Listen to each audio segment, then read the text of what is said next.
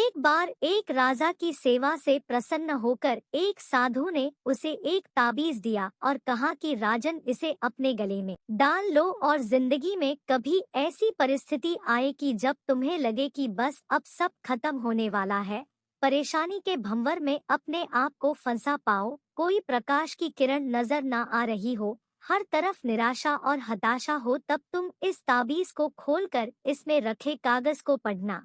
उससे पहले नहीं। राजा ने वह ताबीज अपने गले में पहन लिया। एक बार राजा अपने सैनिकों के साथ शिकार करने घने जंगल में गया। एक शेर का पीछा करते करते राजा अपने सैनिकों से अलग हो गया और दुश्मन राजा की सीमा में प्रवेश कर गया। घना जंगल और सांझ का समय। तभी कुछ दुश्मन सैनिकों के घोड़ों की आवाज राजा को आई और उसने भी अपने घोड़े को ऐंठ लगाई। राजा आगे आगे, दुश्मन सैनिक पीछे पीछे। बहुत दूर तक भागने पर भी राजा उन सैनिकों से पीछा नहीं छुड़ा पाया। भूख प्यास से बेहाल राजा को तभी घने पेड़ों के बीच में एक गुफा दिखी। उसने तुरंत स्वयं और घोड़े को उस गुफा की आड़ में छुपा लिया और सांस रोक कर बैठ गया। दुश्मन के घोड़ों के पैरों की आवाज धीरे धीरे पास आने लगी। दुश्मनों से घिरे हुए अकेले राजा को अपना अंत नजर आने लगा।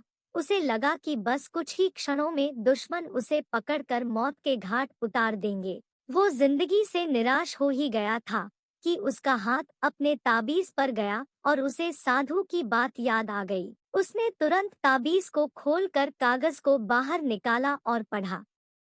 उस पर्ची पर लिखा था, यह भी कट जाएगा। राजा को अचानक ही जैसे घोर अंधकार में एक ज्योति की किरण दिखी। डूबते को जैसे कोई सहारा मिला।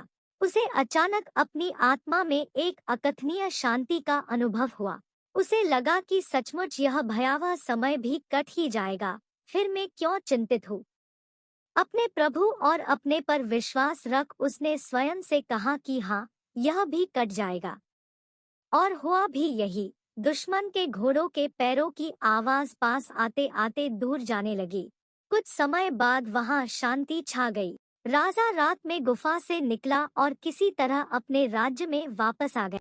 दोस्तों, यह सिर्फ किसी राजा की कहानी नहीं है, यह हम सब की कहानी है। हम सभी काम तनाव के दबाव में इतने जकड़ जाते हैं कि हमें कुछ सूझता नहीं है। हमारा डर हम पर हावी होने लगता है।